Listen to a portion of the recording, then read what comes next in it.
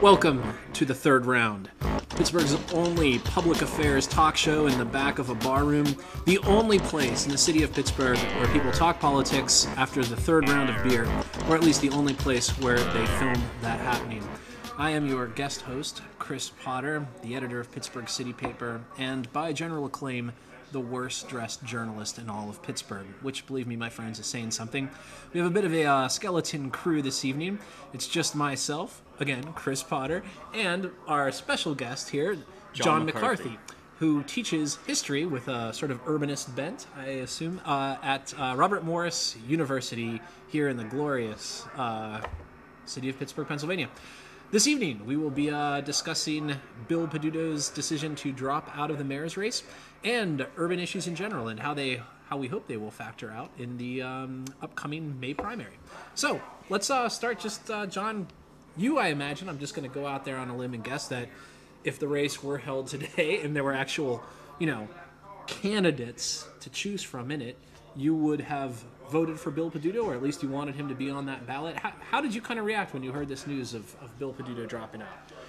Unfortunately, Chris, I don't think I was as surprised as you might think, because he was obviously struggling when the polls, it was obvious that his ratings were down, and I think that he was preserving his political future by leaving when he did. It's pretty obvious that he's going to stay around the city. I think he's going to hope that Mayor Luke will find a way to fumble things himself. Yeah. And let's hope. Which seems a safe guess. At this point in time, it seems a safe guess. I want to give Luke the benefit of the doubt, and I know he's a very busy guy. He's probably preparing for his SATs right now. And so that takes a lot of work. It takes a lot of work to do that, and until he gets that figured out. That was a Luke is a very young person joke. How old are you, just out of curiosity? I'm 31. Okay, because you look like fresh-faced. You're younger than I am. I'm 5 years older than Luke, I believe, or 4 years He older just than turned him. 27. Yeah. Happy birthday to Mr. Ravenstall, who got a big gift this week. Attaboy, Luke. Yes, he did. Manhattan can be nice that way. I think it's really ironic, too, Chris, obviously, that Peduto spent the last 4 years building political capital as the man who represented young Pittsburgh. Right.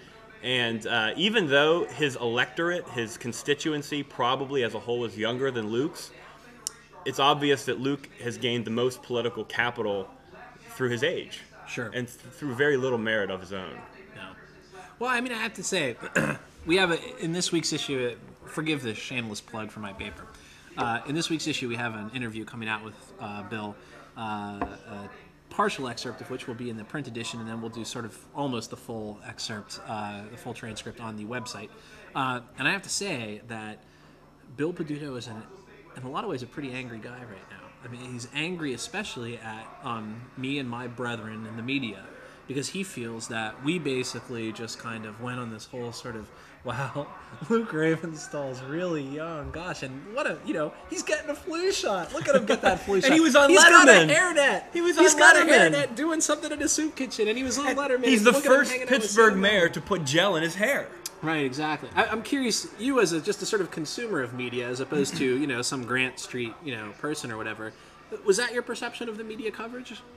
I don't think the city paper bears a lot of responsibility for that per se, but Thanks. yeah, I appreciate it. But I think we did watch in the last 5 months the making of a myth with Luke. I think he's become a very popular mayor, primarily because he was very well positioned by somebody, whether that's Dan Honorado or Yaron Zober or folks who work with him. To their credit, they gave him a position that was almost very difficult for Peduto to defeat, and that is he represents young Pittsburgh, yet he still was going to get the old vote, right, which in this city dominates.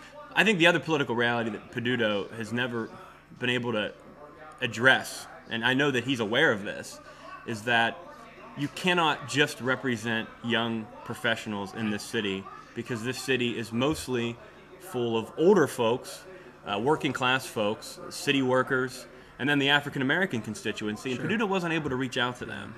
Yeah, I actually spoke to Bill about that very issue, as a matter of fact, and I said, Bill, I and others have basically been like, get into the black Go to community, Brookline. Get into working class communities Right. of any race, get out of this sort of, because I'm one of those people who thinks the East End is a special interest. Bill talks about, we got to end the special interest. To me, East End knowledge workers are a special interest. And so I said, did you ever really get around to doing that, Bill? And what he said was, I did in many ways, and you'd be hard pressed to find a white politician in the city of Pittsburgh and city government, who has taken these issues more seriously.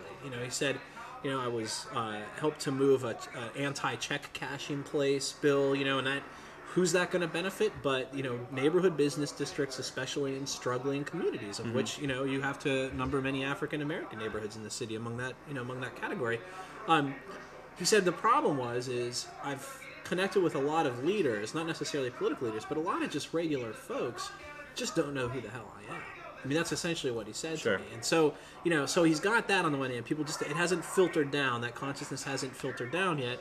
But I still do think the other problem with this campaign up until this point was, he just wasn't out there in any real respect. He was actually, there were a few of us reporters who got angry at him because we were at this thing on Wednesday or Thursday, I can't remember, when he dropped out of the race. And he got up there and he said, this race wasn't going to be about issues. This race is going to be about, whether Luke Ravenstahl should have gone to New York City or not and all that other stuff. It just wasn't about issues. I couldn't make it about issues. Nobody cared about the issues.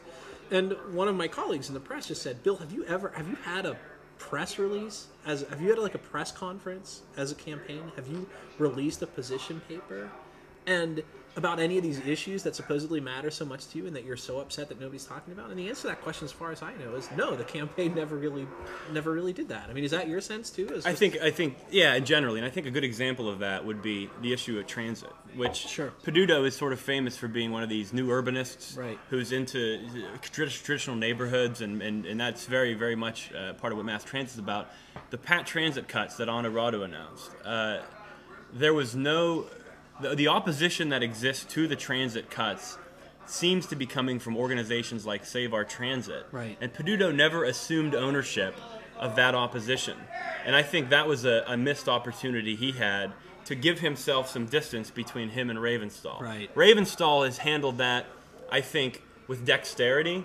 He's had some comments that lead you to believe that maybe he's influenced too much by Honorado.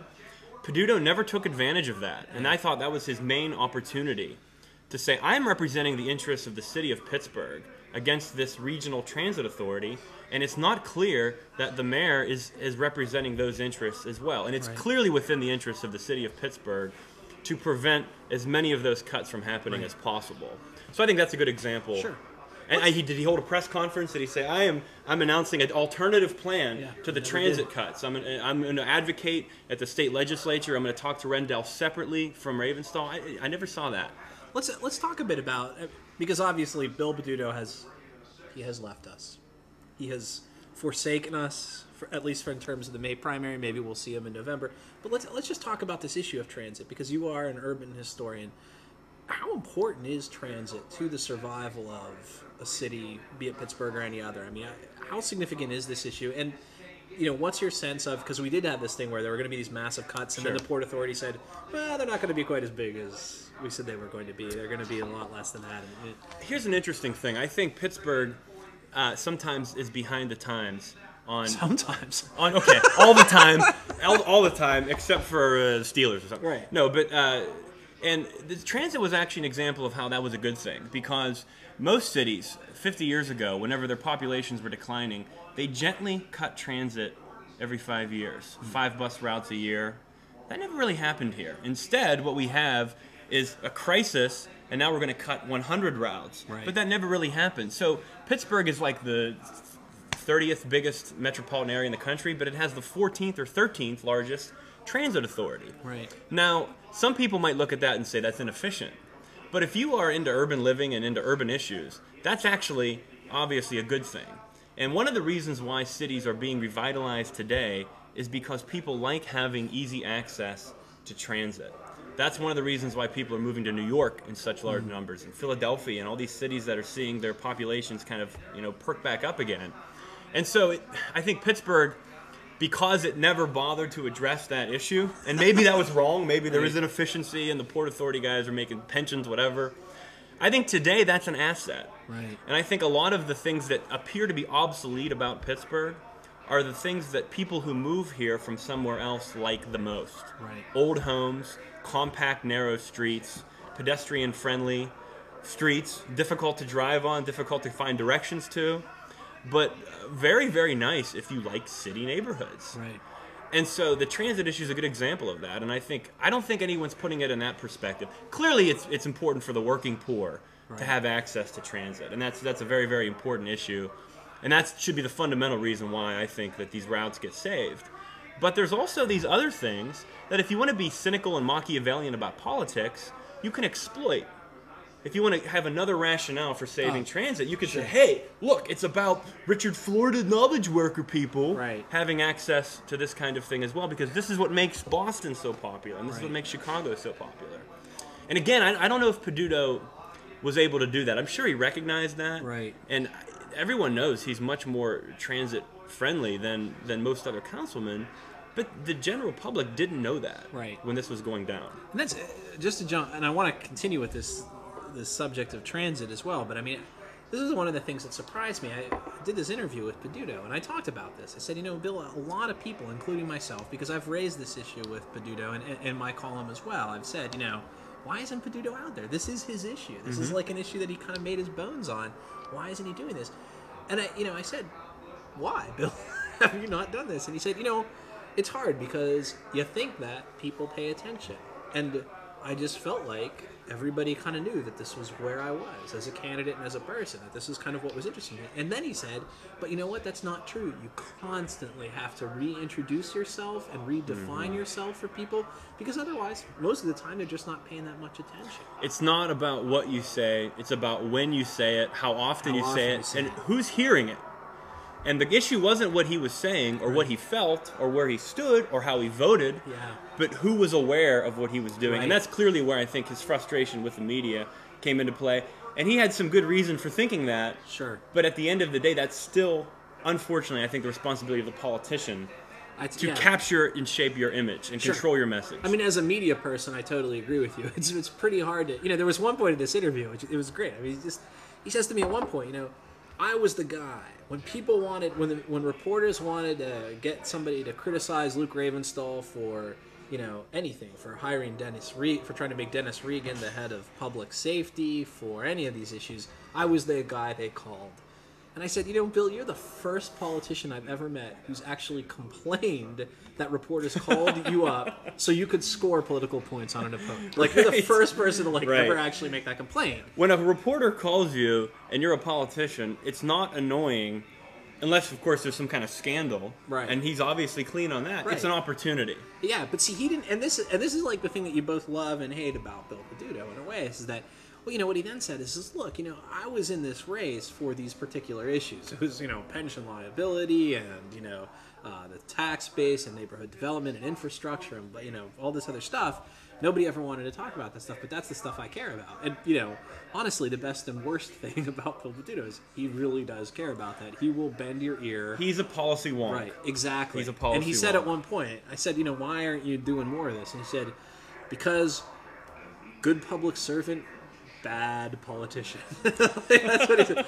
Good public servant. Bill Peduto, good public servant, bad politician. 90% of, I think, the issues that come before City Council on a daily basis, no matter what they are, I think he has a better grasp of them than almost anyone else who's sitting at that table. And so that's, to me, one of the sad things about him leaving is that he vacated his City Council seat as well. I think people who might have criticized his run as mayor and thought that maybe he represented a very narrow interest group, even those folks would argue that he was a very good city councilman. He represented his district very well. Well, he's still and that's there. also He's right, still but there. did he not vacate his seat? Is it not he's up still for... there.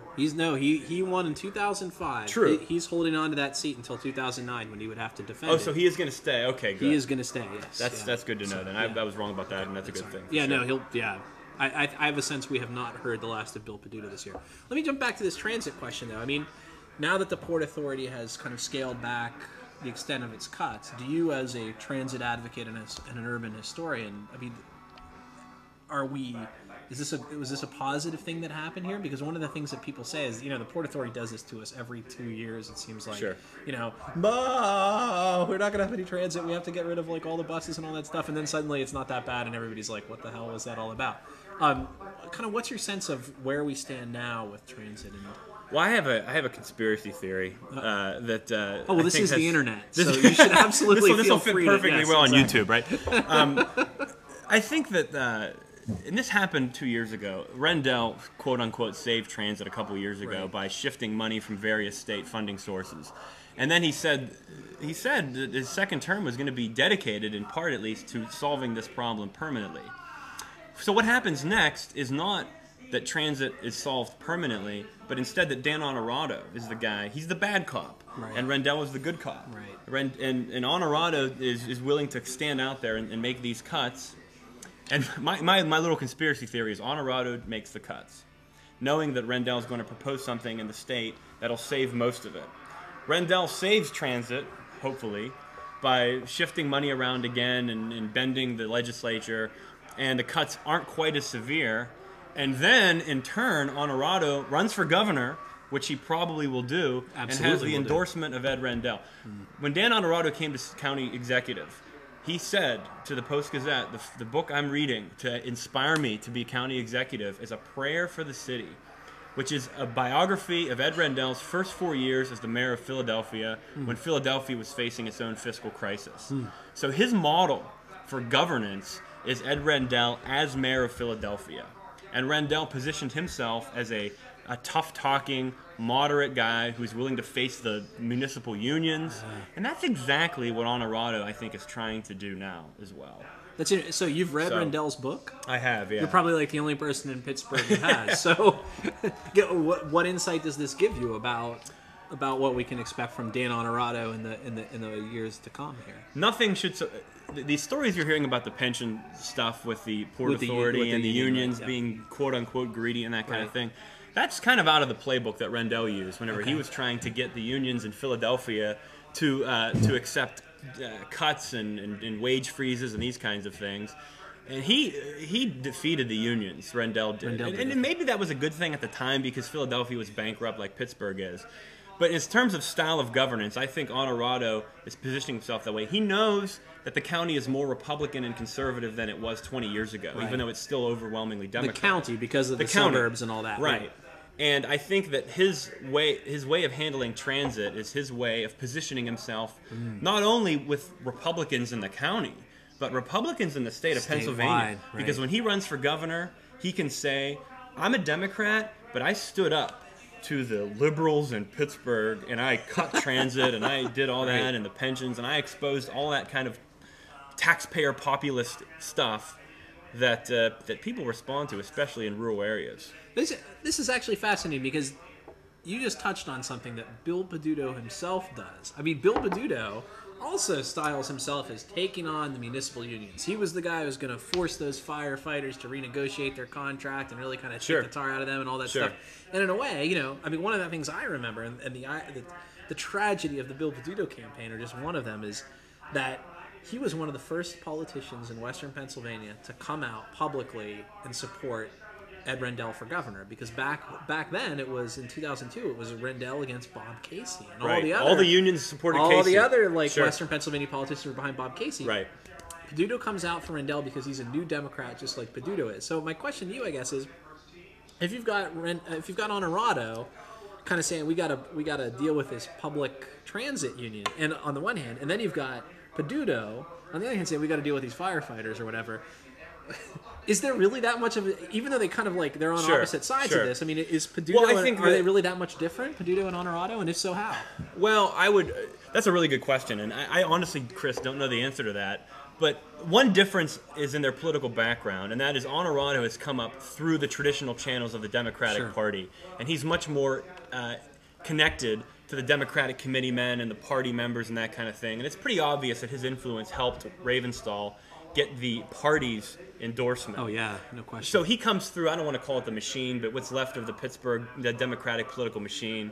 And in Peduto, again, calling him an outsider makes it sound like he's more of an underdog than maybe he was, but he certainly is coming from a different he's coming from outside of that to a certain extent. And that might go back to his issues with Cohen and the Coyne thing, because Coyne's a classic machine politician and Cohen wasn't.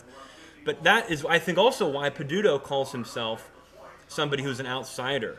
I don't necessarily think that he is failing to recognize that his constituency is a special interest. Right. I think he's arguing that the most important special interest that he's trying to overcome is the party apparatus. Right. And he clearly has not been able to overcome that.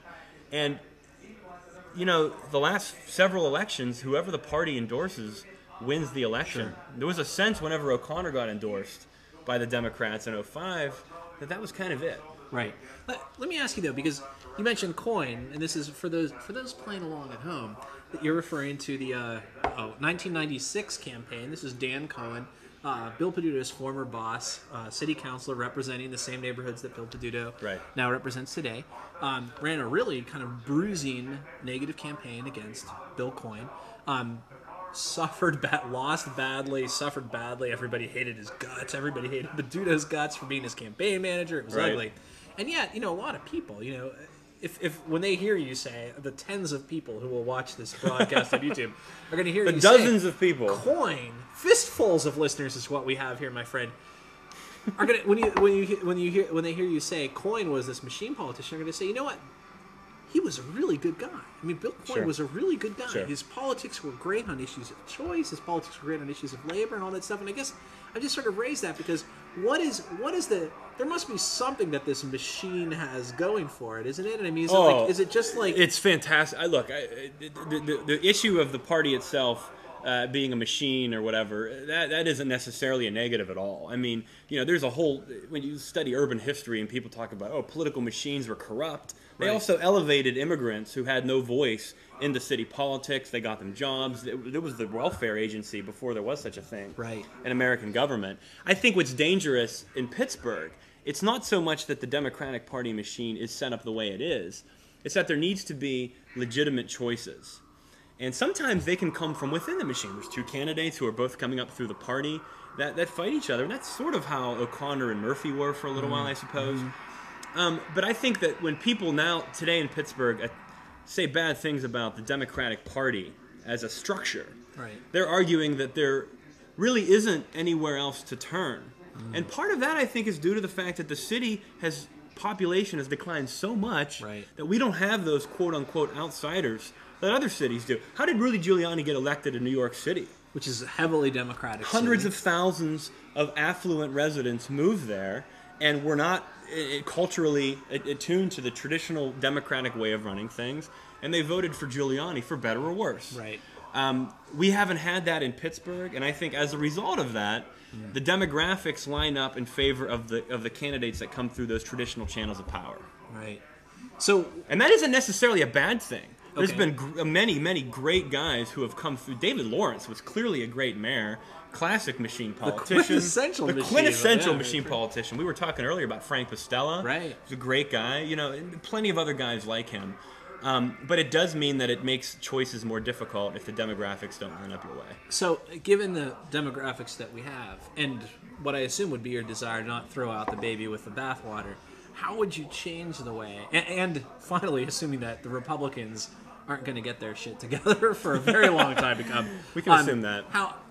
How would you kind of reform or change the way the Democratic Party operates so that you kind of save the best parts of that legacy, but with still adding some extra choice? And assuming that Bill Peduto, just putting him aside for a minute, I think the future of an outsider, an insurgent candidate from within the Democratic Party, where that's going to come from is going to be an African-American leader. I think the sleeping giant of Pittsburgh politics is the African-American community. And I think that if you look at how black mayors get voted in other large cities, it's usually a coalition. It's got to be a coalition if you're talking about urban politics, especially if you're fighting one organization that seems to have more power. A coalition between affluent middle-class East End liberals and the African-American community. That's how John Lindsay got elected mayor of New York City as a Republican in the 1960s. That's how a lot of different reform mayors get elected. And I think that has to come from an African-American leader because he can galvanize a very significant and important voting bloc in the city. Nearly a third of our population, African-American. I thought Salahuddin, before he got caught up in that, would have been the most likely guy. But now I'm not sure who that would be. I was going to ask whether you had a sense of whether there was anybody within any level. I could create like a profile, a hypothetical profile, but I could not provide a specific name. Who would be a hypothetical profile? Well, an African-American city councilman who has maybe been there for a couple of terms, who is very vocal about issues affecting the black community and has picked up political capital within the black community, and then is able to reach out to the disaffected liberal Democrats who are tired of the Ravenstall machine kind of thing. And that coalition, I think, could overturn a Ravenstall or O'Connor or people fitting that political profile. It's tricky, though, because you mentioned Salahuddin. And Salahuddin, I mean, you know, a guy I had a lot of respect for in council. One of the smartest people, just knew budgets inside and out and all of that stuff. And yet, I think his profile citywide in a way was better than his profile within his actual district, because people saw that he had sort of sold out to downtown. That's how he lost, and he was constantly trying to balance these two interests. One, he wanted to to draw on those votes, just a popular vote that way, and he wanted those downtown interests who were going to kind of funnel the money to his campaign. Yeah, when I was referencing you, Dean, I was thinking of speaking more to his eloquence and his competence as a city councilman, which is pretty obvious. Not in terms of the choices he made as council, especially with like the marketplace at Fifth at Forbes and some of these other development projects. That was a rocky one. It makes him look like he's in bed with downtown real estate developers. So looking ahead now, we apparently are not going to have much in the way of a May primary, at least as far as the mayor is concerned. So you're giving up on Les Ludwig already, I guess. Well, I don't even think ye of little faith. What stake do you think progressives who care and urbanists who care about the fate of the city of Pittsburgh have, either in May or in November? What should this community do who's suddenly been kind of deprived of a champion here in the city? Man, that is a question that I think people will be asking themselves for the next several weeks. And what will be interesting will be if anyone else at the last minute decides to declare a candidacy, or perhaps, and I suspect this, voter participation will just drop a lot. Yeah. Folks who were going to vote for Peduto, there's no Mike Lamb, there's no third candidate who they might kind of drift toward who's of any note. And so in that case, I think you'll see a really low turnout. Right. Which conceivably hurts a lot of other people. It hurts Pat Dowd, because here's a guy who's running on sort of a Peduto reform kind of ticket, who's running for city council in District 7 against Whoever's Leonard running Bodak. against Tawanda Carlisle. Oh, about 15 people are running against Tawanda Carlisle. But a lot of the energy that might come from that, people just kind of voting on the undercard. Some of those other races are suddenly don't have much motivation to get out in the same kind of way that they used to. So your sense then, is this just, where are we at? Has this been is 2007 just going to be kind of a write-off for the hopes of reforming Pittsburgh governance? Oh, no. I mean, I think that if there's some serious issues that the city is facing, then the cream will rise to the top, or, the issues will remain on the table.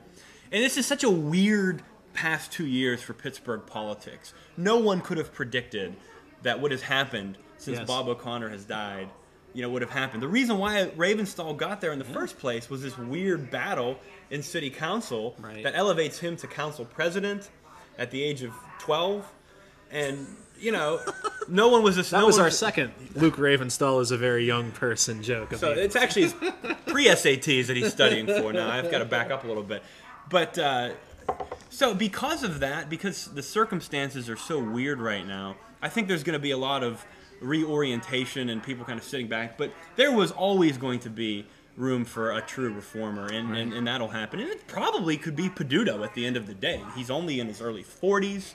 It took Bob O'Connor 75 years before he got elected mayor. Right, I was going to say, a Pittsburgh politician, he was to earn your way to the age of 6. I mean, David Lawrence was a party hack for decades before he was elected mayor as a reformer too, and so there's a million other cases where guys pay their political dues and work their way up. Maybe Luke Ravenstall steps in front of a bus. And to be fair to I'm Luke, not saying I hope that happens, just for the record. I'm just saying anything can happen, like you're saying. A Port Authority bus or a Beaver County regional more like a authority. BCTA bus. Yeah, that's right. Yeah. But, and to be fair to Luke for a second, too, hopefully he can grow into the job. I don't think he's nearly as unintelligent as maybe the people who don't like him think he is. And I think that he clearly understands city government. You know, he grew up in a political family. Sure. So he's 12 years old, and at the dinner table at his home, his dad's talking about all these things that other 12-year-olds' parents aren't talking about. And so that is a good thing. I mean, Richard Daley, the mayor of Chicago today, the emperor of Chicago today, grew up in that same kind of family. Sure. No one seems to mind that. So maybe Luke can grow into the job as well. Although conversely, my father was a chemical engineer. It doesn't mean I know chemistry. Folks, this was our broadcast for the third round. My guest, John McCarthy, a teacher of history, as it were, and a leader of men. Chemical engineering will be the topic. With my father. Chris Potter's father will be the guest speaker. With my father, if we can't get another guest. Actually, in future installments of the third round, we hope to be broadening out our perspective to include more than the mayoral candidates, since there are actually none at this point. Hopefully, in the future, we'll be having guests that include candidates running for school board and city council races.